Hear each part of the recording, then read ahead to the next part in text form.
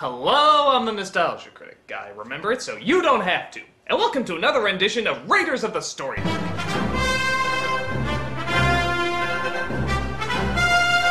know, I was sitting at my desk about to figure out how to solve world hunger and cure all known diseases when suddenly this popped in my head.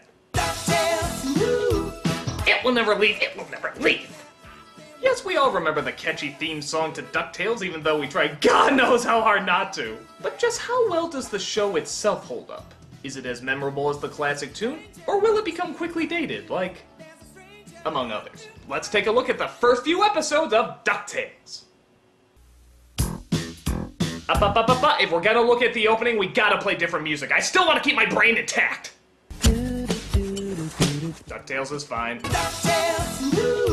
By the way, if you want a drinking game that'll have you dead in a millisecond, try taking a shot every time you come across a clip that wasn't in the show. Every day that I've been making DuckTales. Danger! Watch behind you.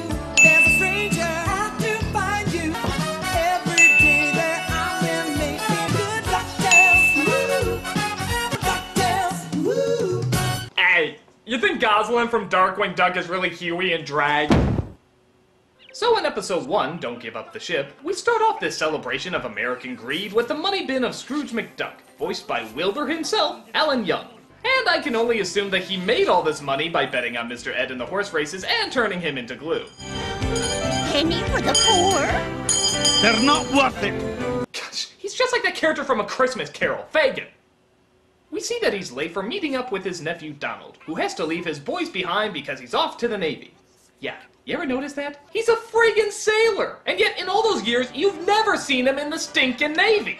He was in the Army a few times, the Boy Scouts, even a fucking Nazi! How the hell did that happen? But, never in the Navy. Give the show credit for finally putting him on a boat. I've never seen a duck so absent from water. Give me a hug. We're really gonna miss you, Uncle Donald. I'm gonna miss you too.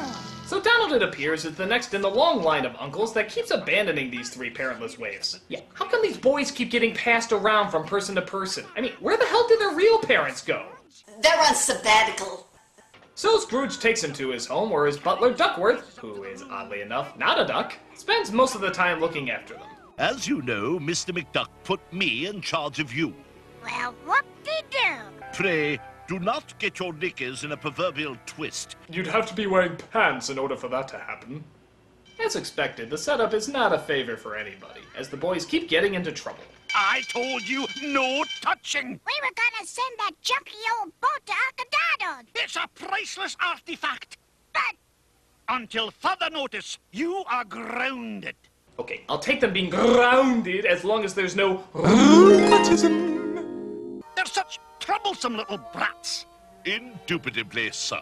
How did I let Donald talk me into taking care of those little beasts? I told you he didn't want us. Right. Let's get out of here. Quick, let's leave before he has any sudden redeeming change of character. The worst thing about it is the little nose punches remind me of myself at that age. I've been wrong. I'm going to make it up to them in the morning. Oh, the anvil of irony! Ow. But the boys notice that someone is sneaking into Scrooge's vault. It's the Beagle Boys, who are trying to steal a model wooden ship. But what's even stranger than that is the person they're stealing it for. It's a character named El Capitan, who I can only describe as McGruff the crime dog if he was a Mexican flasher. It leads to a sunken treasure, a ship full of oro, gold.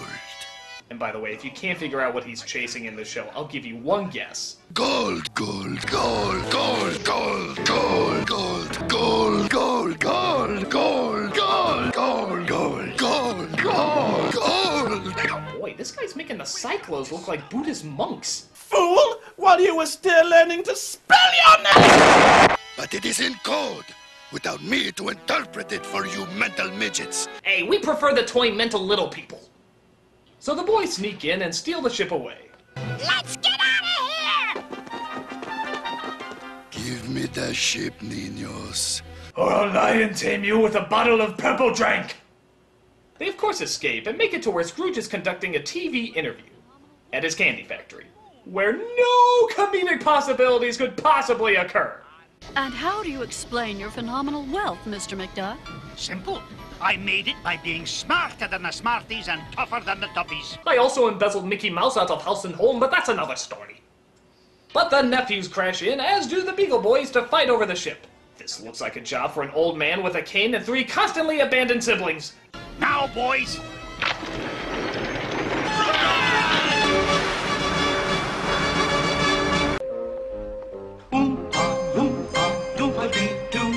I've got a perfect puzzle for you. So that wraps up the first episode as we enter episode number 2, Wrong Way and Wrong Way. We see Scrooge's rival named Frank Hart Glumgold. Don't you just love these names? As he gets a call from El Capitan. Money talks. I listen. Speak. Mr. Glumgold. I love this guy's voice. Can you see him doing something normal like ordering a pizza? That's right, and a large pepperoni, and mushrooms the size of my giant novelty mustache! And how will you be paying for that, sir? Gold! Gold! Gold! That's right, I'll be paying with gold card. Well, if this name doesn't mean anything, then it must be a code. Oh, like the letter A equals a 1. Right. Then the name is really numbers. Double right.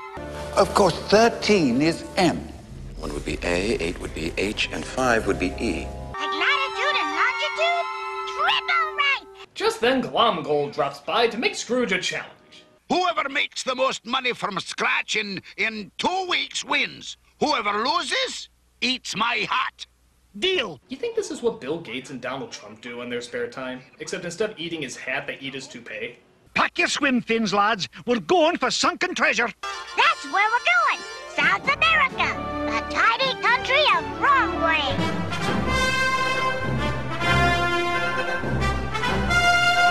But they then find out that the plane they're flying on has been rigged, as the pilot appears to be nothing more than a robot. Of course, a classic maneuver. But thankfully, they have the Junior Woodchuck's guidebook that shows them how to fly a plane. And, for those who don't know, this is the all-knowing plot device that has the answer for everything. Like Penny's book from Inspector Gadget, or Wilson from Home Improvement, or The Code of the West from Cowboys of Moo Mesa.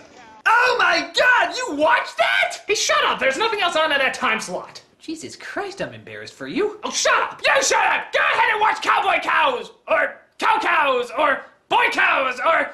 My god, I can't believe you actually watched that! Are you done? Never! So they use the book to figure out how to land the plane and end up in Wrong Way, where they go hunting for the treasure. But little do they know that Glumgold is there searching for it too. He's escaped.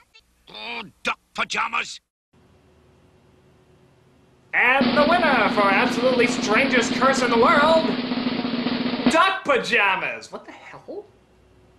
So they come across a cave that eventually leads to the treasure. The only problem is the water is rising and they can't go back the way they came. But how are we gonna get all this gold home, Uncle Scrooge? By helping you earn your Junior Woodchuck seamanship badges. Wait a minute, they made gold planks? Wait a minute, they made gold hammers? Wait a minute, they made gold friggin' sails? What do they teach in these Junior Woodchucks meetings? Now, children, we're going to teach you how to make a battle cruiser out of asparagus. But Scout Leader, why? I don't know. It's right here in the book next to make golden planks, hammers, and sails for an ancient ship. I don't question it, I just teach it.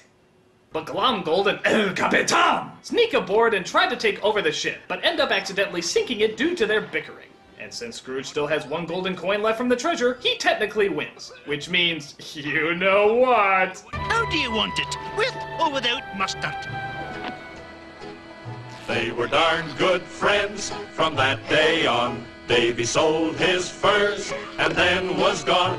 So that ends episode 2 as we lead into episode 3, 3 Ducks of the Condor.